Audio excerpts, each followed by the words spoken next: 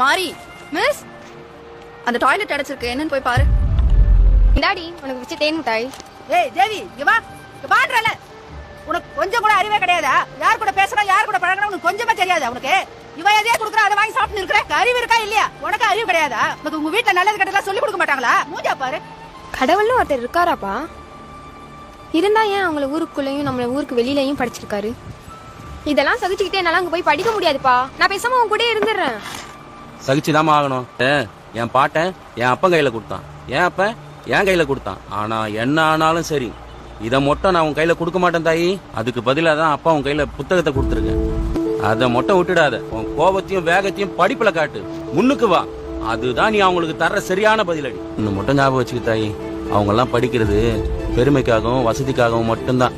ஆனா உன்னை படின்னு சொல்றது, நீ படிச்சு முன்னுக்கு வர்றது மட்டும் இல்ல. நீ படிச்சா முன்னுக்கு வந்தா உனக்கு அப்புறம் வர தலைமுறையா மாறும்.